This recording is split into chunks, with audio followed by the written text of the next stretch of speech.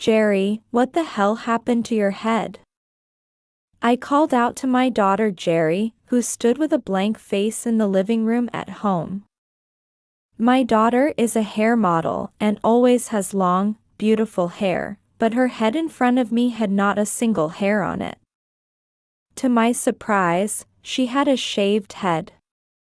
My daughter has her 0-year-old son firmly in her arms, sleeping peacefully. What is wrong with her? All I know for sure is that something terrible has happened to my daughter. There is no way she could have cut all of her own hair. I know very well that my daughter is a highly professional hair model and that she always took very good care of her hair. So why does she look like that? I call out to my daughter once more. I try to keep my voice as gentle as possible so that my daughter's heart won't be broken anymore. Jerry? What happened? With blank stare, my daughter slowly turns towards me. She doesn't seem to have the energy to speak yet, so I dare to sound cheerful. Let's just have a seat, shall we? Oh, I've got this nice tea from my colleague. It's honey tea, the kind you like. Let's have it together. As I say this, large tears begin to fall from my daughter's eyes. Mum. She called out to me in a hushed voice. The next moment she began to cry aloud. I rushed over and hugged my daughter, who was still holding my grandchild in her arms. My daughter calmed down over time and gradually told me what had happened. When I heard the shocking truth from her, I was filled with the most intense anger I had ever felt. I then took a deep breath to calm myself down a bit before calling someone. Hello? Where the hell are you right now? My name is Inez. I am a 54-year-old office worker. My husband and I are divorced and I am currently living alone. My ex-husband and I have a 27-year-old daughter, Jerry. Jerry is such a solid child that she has been working part-time as a hair model since she was in high school and pays for her own university fund. Even though I told her not to worry about money, she wants to at least pay her own school fees well by herself. However, my ex-husband, Daryl, was so greedy for money that he would take all the money Jerry earned from her part-time job. Hey! You've spent Jerry's money without permission again, haven't you? What were you thinking, stealing cash card and withdrawing money without permission? Do you still see yourself as her parent being like that? Shut up. I raised you this far, so of course you should give your parents all your income. Well, I was heartened by the fact that the PIN number of your card was your birthday. Daryl's giggle makes me want to kill him. He never listened to me no matter how much I asked him to stop. He even showed his disapproval of Jerry's university education, saying things like, "If you have money for university, give it all to me," so I decided to divorce him to protect Jerry's future. When I asked for a divorce, Daryl agreed surprisingly easily. If I can get away from a rowdy woman like you, I'll be happy. Let's sign the divorce papers now. The divorce was concluded so smoothly that Jerry went to university without any trouble. Jerry was also relieved and said, "Now I don't have to worry about my father stealing money from me. I'm really happy." Jerry then expanded her activities as a hair model while still in school. In no time at all, Jerry's fame grew, and she eventually became popular enough to be called an influencer. Then, suddenly, Daryl, who had been absent from her life, showed up at our house. I was very surprised when I opened the door thinking it was a courier, but it was Daryl who was there. What? I shouted unintentionally, and Jerry, hearing my voice, also came from the living room to see what was going on. Hey, Inez and Jerry. How are you doing? I heard that Jerry is earning a lot of money from something called influencer. Hey, share the money with me. I was furious at Daryl, who had started off with a joke. What are you talking about?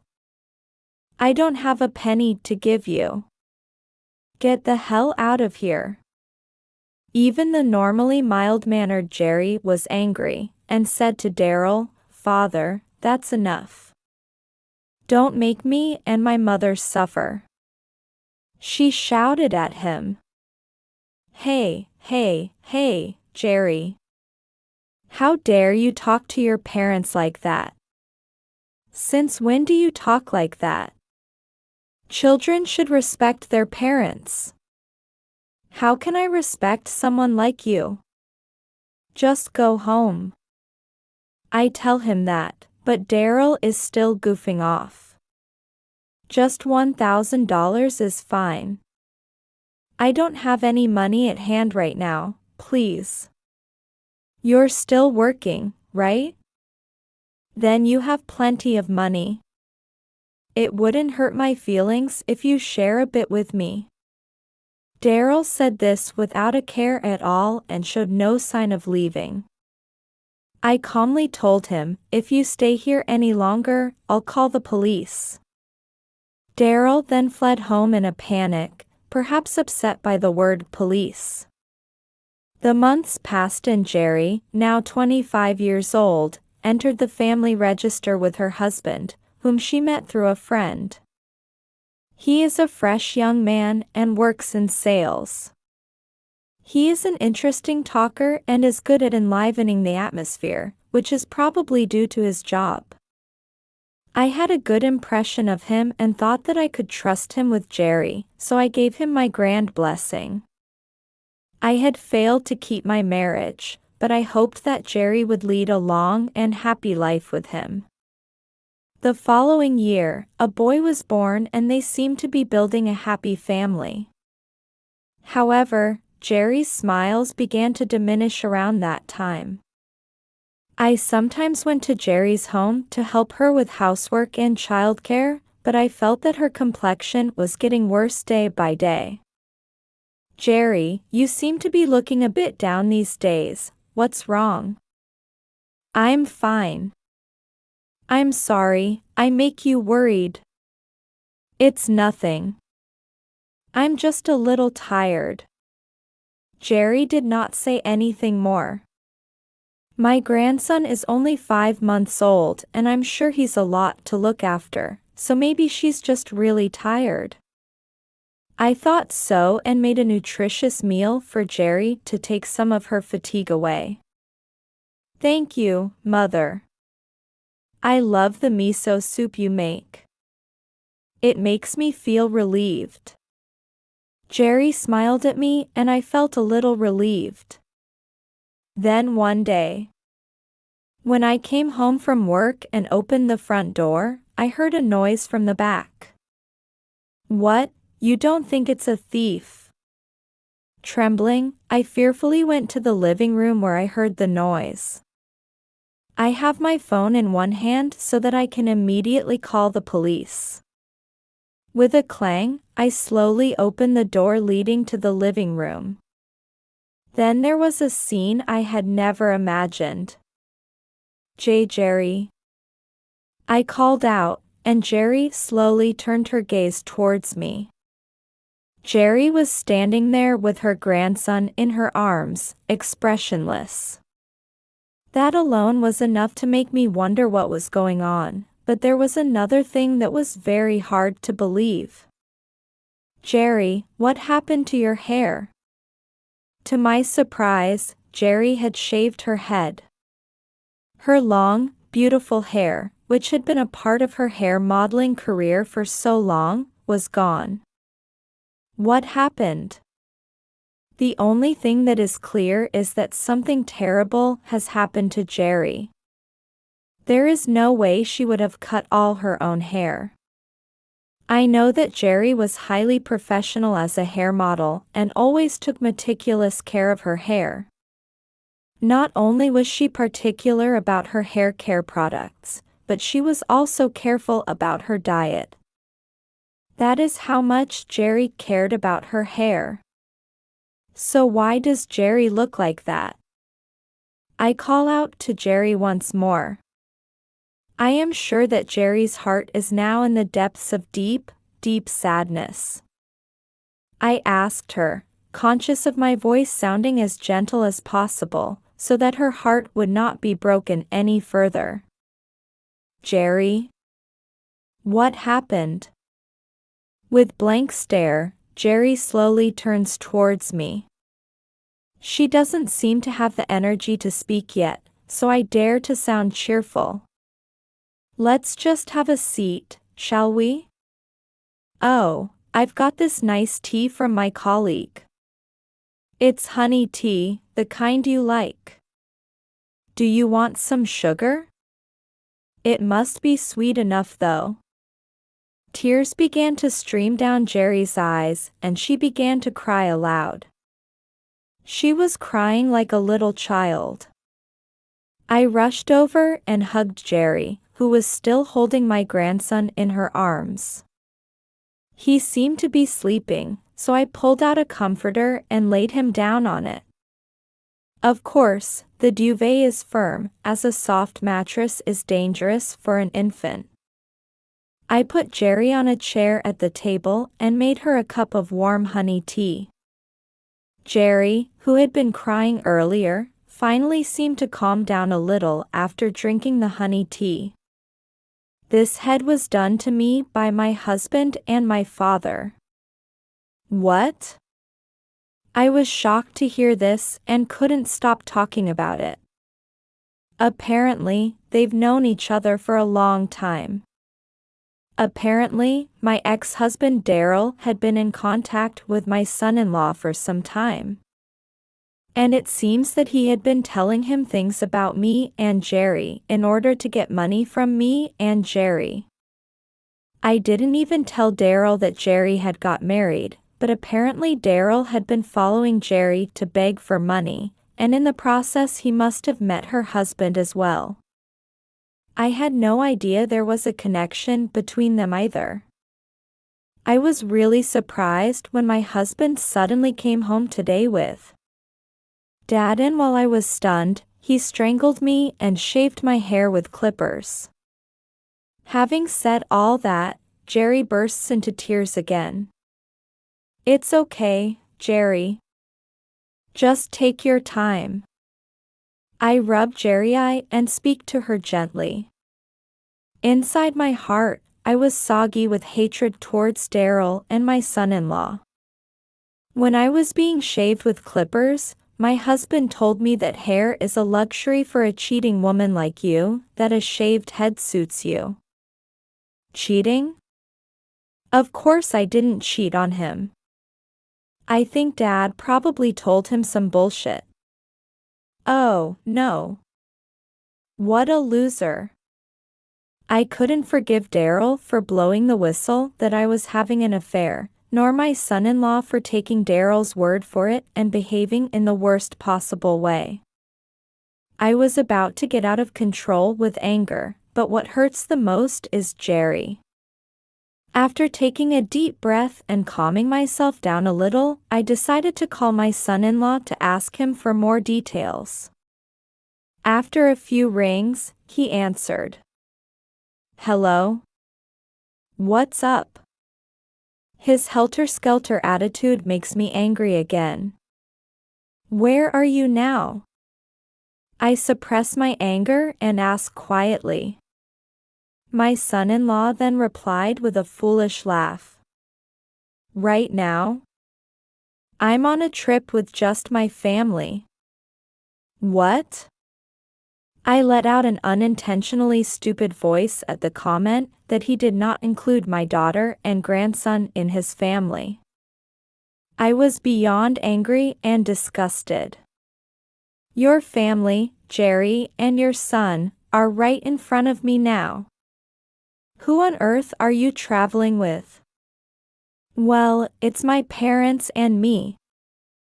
I ended things with my father-in-law after he shaved Jerry's head, and I'm really glad that I found out that Jerry is a terrible cheating woman thanks to him.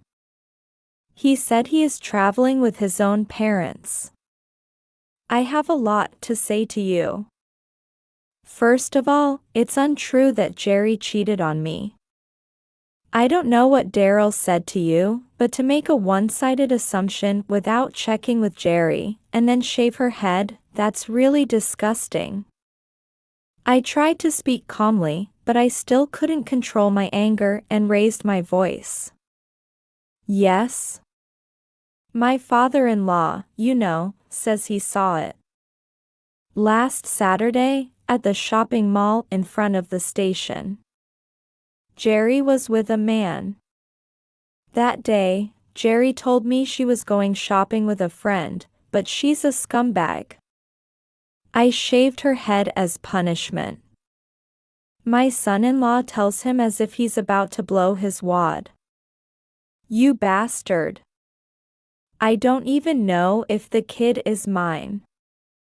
I thought he didn't look much like me. I'll have to get a DNA test. I should never have married a lousy woman like Jerry. I try to argue with him, but he says, I told you I'm on a trip. You're making too much fuss. We're going to go to a hot spring and eat lots of delicious food. Well, that's that then. Goodbye. With that, the phone was disconnected. I was stunned, but Jerry shook her head helplessly. My husband started acting overbearing and mocking me a few months ago. Now he doesn't listen to anything I have to say. This must be his true nature. I never saw it coming. It seems that the man I thought was a nice young man was really a scumbag. I told Jerry, who was lying on her face, with determination. Jerry, leave home with me.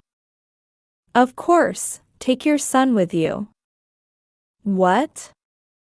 I gave a big smile to Jerry, who was puzzled. Let's get out of this hell. Well, first of all, you'll have to go back to your home and sort out your belongings, won't you? Luckily your husband is traveling and won't be back for a while. Jerry thought for a moment, then nodded emphatically. Then, with her and her son, we went to Jerry's home and got rid of all her belongings. We got rid of all the furniture, all the appliances, asked for the stuff for my son-in-law. Ready to go, we went back to my home. And from that day on, me, Jerry and my grandchild started our life together. A few days later, Jerry received a call on her phone from my son-in-law. Jerry put it on speaker and answered the call. Hello? Hey. Jerry. What's going on? I tried to get into the house, but the manager said our lease has already been canceled. I can't get in. Yeah, that's right. Because I canceled the lease, of course can't get in. Jerry calmly replies to her husband, who is screaming at her. In fact, the flat in which Jerry and her husband were living had been leased under Jerry's name, so she was able to immediately cancel the contract at her discretion. Incidentally, it is a very high-class flat, as Jerry has gained popularity as a hair model and has a solid income. What? You've got to be kidding me. What are you going to do about it? What am I supposed to do? My son-in-law is panicking. I mean, you're an adult, think for yourself. Don't just yell at me. You. Since when did you start talking like that? She has always been a calm girl and never been rebellious to her husband, but this incident completely changed her impression of him. I was also getting phone calls from your office asking about compensation. Did you say something to the office? I mean, of course I would tell them, because I'm a hair model and you forcibly shaved my head. The agency said they would never forgive you. I can't do hair modeling for a while, so it's only natural that the agency will demand compensation from you. You should pay them compensation. Jerry had immediately reported to the office on the night of the shaved head. Oh, no. It can't be like this. All I wanted was to punish you for being a cheater. My son-in-law joked in a trembling voice that sounded as if he was about to disappear. But then he immediately raised his voice and started shouting. It's all Jerry's fault. Don't be a fool. Take responsibility. I mean, where are you now? I bet you're most likely with your unfaithful partner. Unable to put up with him, who says misguided things with impunity, I interject from the side. Jerry is with me. Of course, with your son too. What, if your mom was beside you too, you should have told me from the start. Did you hear me on the phone? My son-in-law clicks his tongue. You're mistaken about one thing, dear. Jerry isn't having an affair. Huh? But my father-in-law said he saw Jerry with a man at the mall. Jerry is definitely having an affair. I sigh at my son-in-law, who assumes that Jerry is having an affair without listening to any of Jerry's stories. Then I quietly began to explain. Jerry only bumped into her friend's boyfriend when she was alone and they talked for a bit. Daryl must have seen that scene and assumed Jerry was having an affair. What? My son-in-law's voice is hollow. Jerry explained that she was shopping with her friend that day, and while her friend was away for the washroom, Jerry bumped into her friend's boyfriend. He was also waiting for his friend, who had also come with him, to use the washroom, and after his friend came back, they talked for a bit and soon parted. But Jerry came home late that day, at 10 p.m. Coming home so late at night, she must be having an affair. Why do you assume that? You're talking nonsense. I was so stunned that I looked at Jerry with a sideways glance, but she seemed to be stunned as well. Jerry tells my son-in-law with a sigh. I was late because I went out for a drink after shopping with my friend. In the first place, before I left I told you that I would be home late because I was going out for a drink after shopping with my friend, didn't I? Well. And yet, you're definitely cheating on me. And your long hair is probably to lure men. That's why I cut it off. So you can't cheat on me again. With a shaved head you can't cheat on me like that. Apparently, my son-in-law was always jealous and suspected that the beautiful Jerry would cheat on him. Therefore, after the marriage, Jerry did her best to avoid contact with her friends of the opposite sex and to be considerate of her husband. Yet he is a really lousy man for unilaterally deciding to cheat on her and cutting off Jerry's precious hair out of jealousy.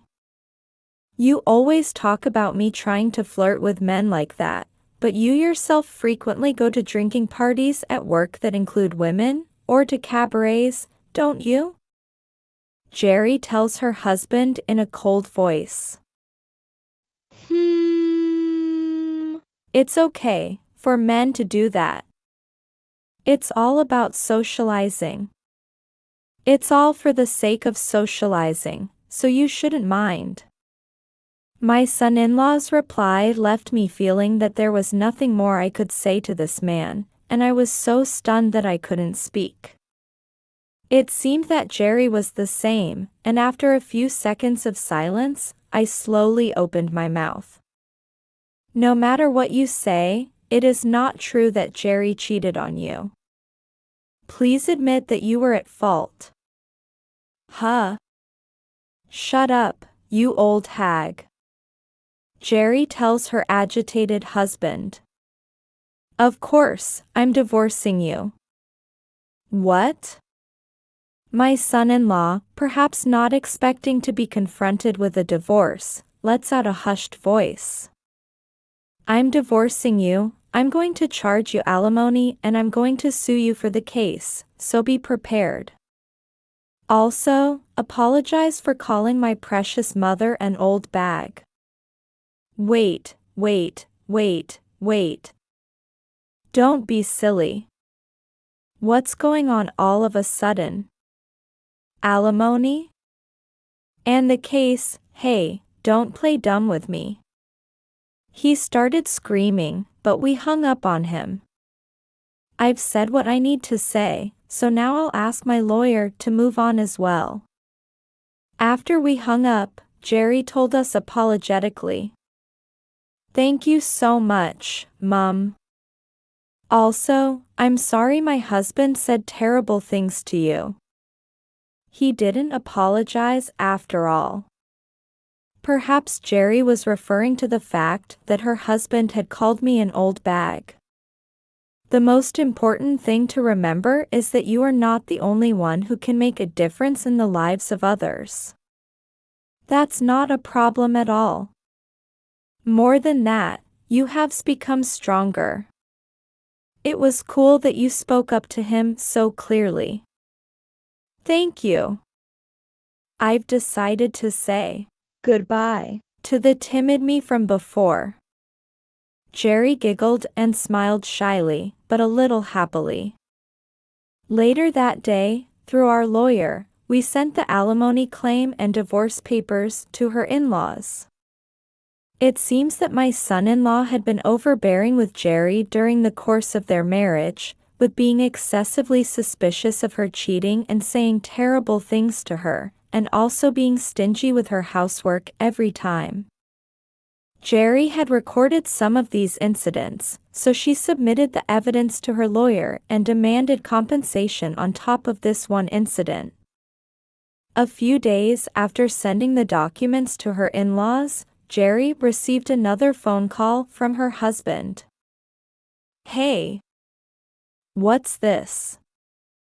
Divorce papers, alimony demands, and so on. Don't really send them to me.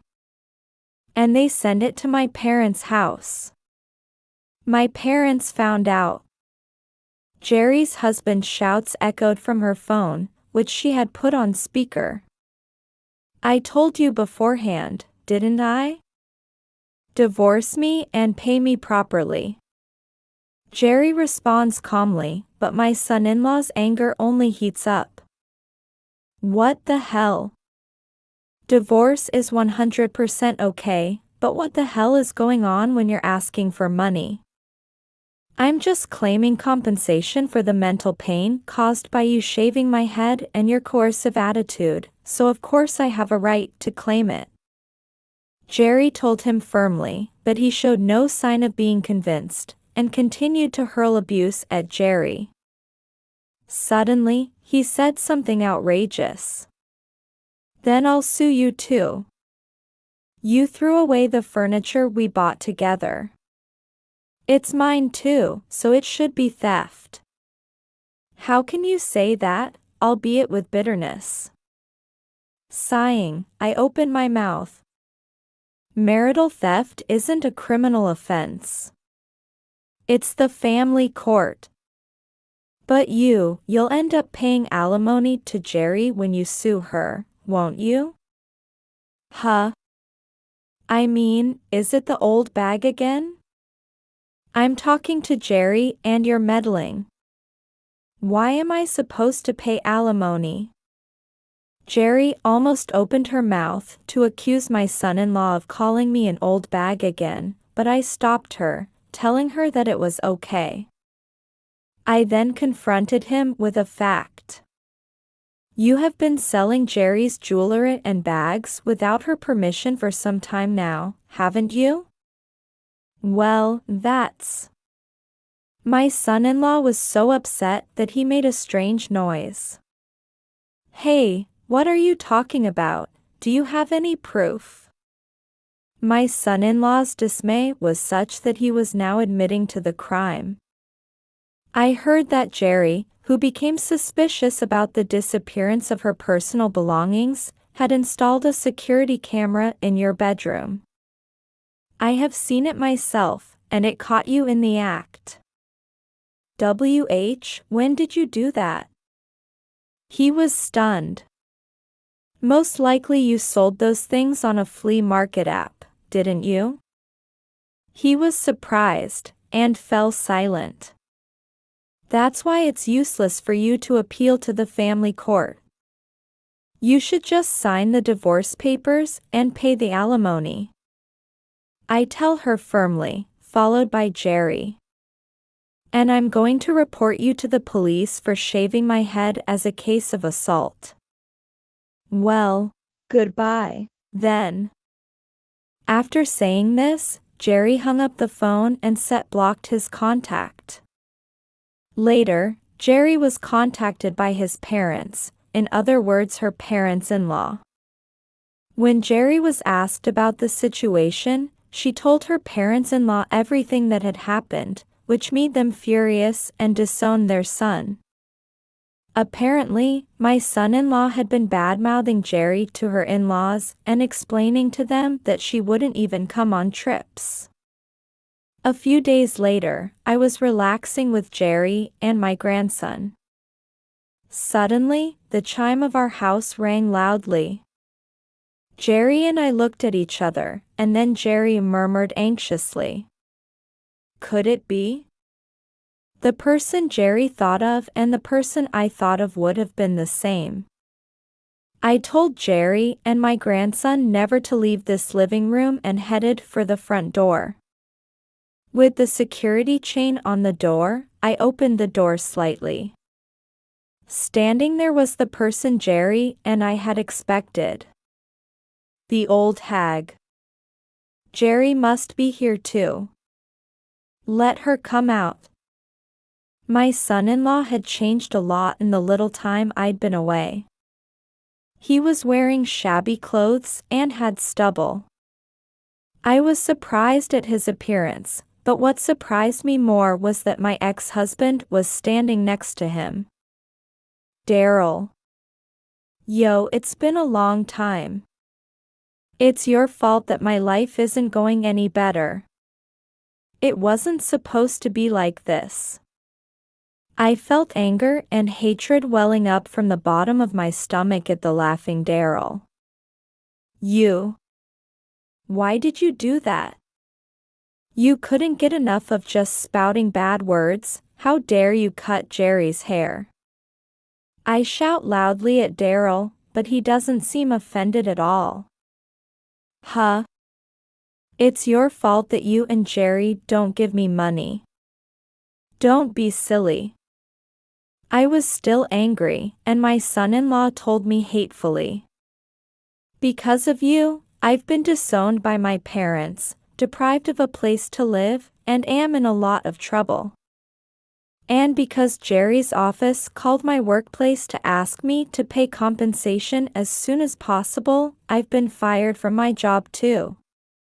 It's all your fault. It's all your fault. Shut up, shut up. I will never forgive you. Just as my son-in-law was shouting this, several police officers arrived. Hey, you two. We have received a report and will take you in on suspicion of assault. The police told them so, and while my son-in-law and Daryl were stunned, they were taken to the police station.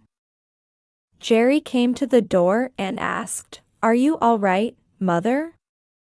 I called the police.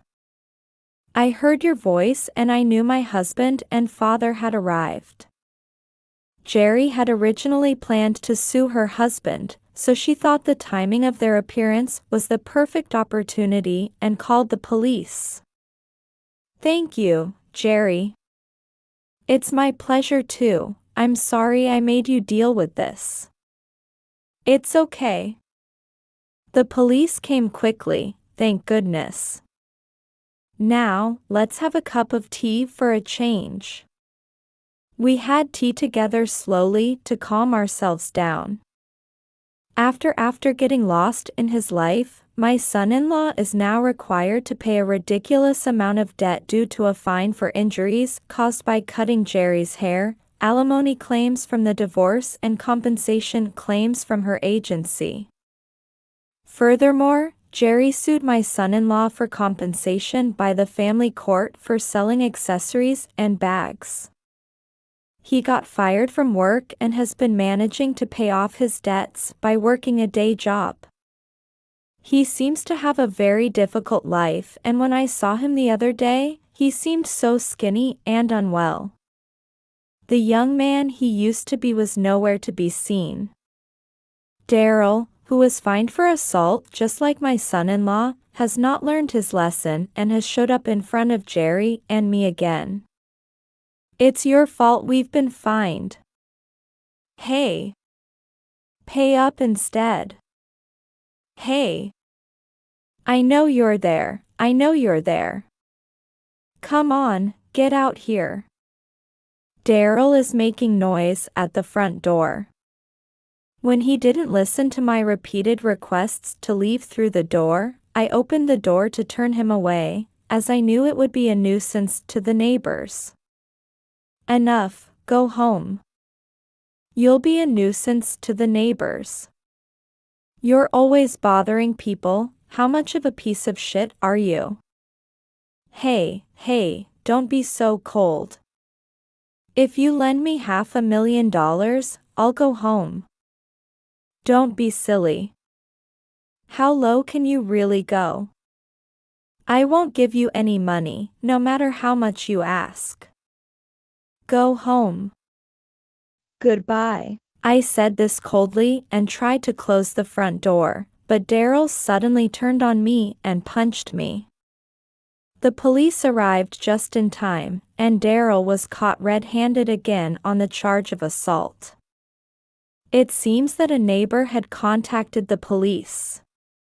No, we were just talking a bit. It looked like I hit her, but I just stumbled a bit. It's true, hey, please believe me. Daryl ranted, but he was put in a police car without question. Daryl was then sentenced to prison and had to live behind bars for a while. Jerry and I decided to move out and live in a flat prepared by Jerry's office, which was fully equipped with security measures. Jerry had been modeling with long hair, but she had decided to take on a new challenge. I don't want to be forever damaged by those lousy people cutting my hair. I'm going to switch to be a model with short hair and keep working hard. Jerry was very cool, as she declared emphatically. Jerry's short hairstyle was very well received and got Vera. Jerry's popularity and visibility increased even further as more and more women started wearing their hair short because they admired Jerry. Her popularity was so great that she even started receiving requests to appear on television. My grandson is growing up well, and Jerry and I are enjoying our lives together, supporting each other.